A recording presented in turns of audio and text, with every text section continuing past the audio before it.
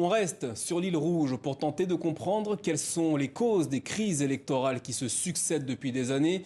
Pour cela, nous sommes avec Soulouf Randjanzar, professeur d'histoire à l'université de Tamatave et spécialiste de l'histoire politique de Madagascar au XXe et XXIe siècle. Bonsoir et merci d'être avec nous. La crise électorale qu'on observe ces dernières semaines à Madagascar est-elle inédite ? Oui et non. Oui,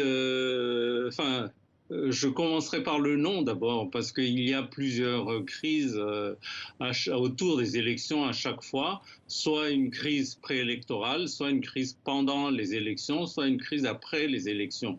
Donc le problème, ce sont les élections. À proprement dit, pour diverses raisons. Mais par contre, pour cette fois-ci, c'est assez inédit, puisque à la différence des autres crises, pendant celle-là, l'opposition, en l'occurrence les 11 puis les 10 candidats, sont toujours restés dans la légalité, c'est-à-dire que ils continuent de bénéficier dans le même temps de la légalité et de la légitimité dans leurs revendications. Et l'illégalité et l'absence de légitimité se trouvent du côté des tenants du pouvoir. Pour quelle raison dites-vous que le pouvoir malgache est dans l'illégalité ? Votre correspondante tout à l'heure a décrit un certain nombre d'irrégularités anticonstitutionnelles, comme la nomination, par exemple, en dehors de la Constitution, du gouvernement soi-disant collégial à la place du président du Sénat lors de la démission de André Rajoelina, qui était parti faire campagne, alors que la Constitution prévoyait que ça soit le président du Sénat qui a été accusé par la suite de déficience mentale et remplacé par un général très proche d'André Rajoelina, pour ne citer que cet exemple. Soulouf Randjanza, dans une interview accordée à la presse française, vous dites que Madagascar est un État dysfonctionnel. Pour quelle raison ? Oui, alors je pense que nous n'avons pas réussi tout au long de ces 60 années d'indépendance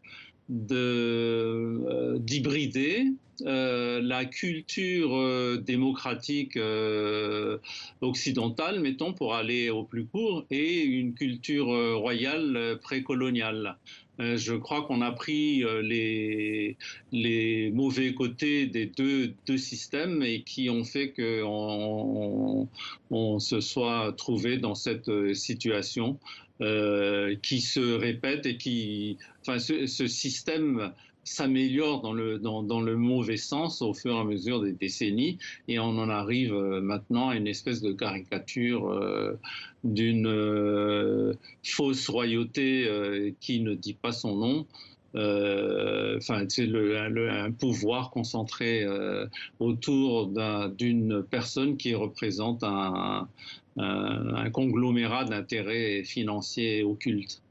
Selon vous, quels sont les facteurs qui amènent à ces crises électorales successives à Madagascar ?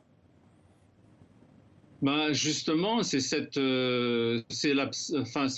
l'existence de ce conglomérat d'intérêts occultes qui est symbolisé par une personne. En la personne du président, le dernier mandat étant le plus caricatural, mais ça a existé dans toutes les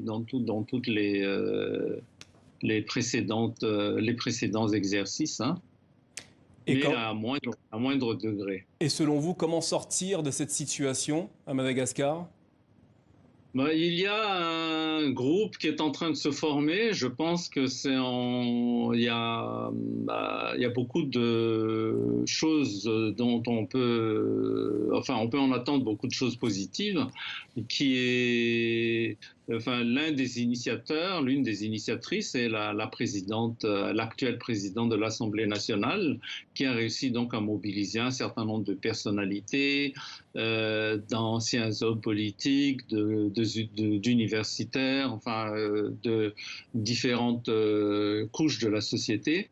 Et je pense que ça sera pour le troisième tour, s'il y a un second tour, sinon ce sera le second tour s'il n'y a pas de second tour lors des élections présidentielles. Soulouf Randjanza, merci d'avoir répondu à nos questions ce soir au sujet de l'actualité politique à Madagascar.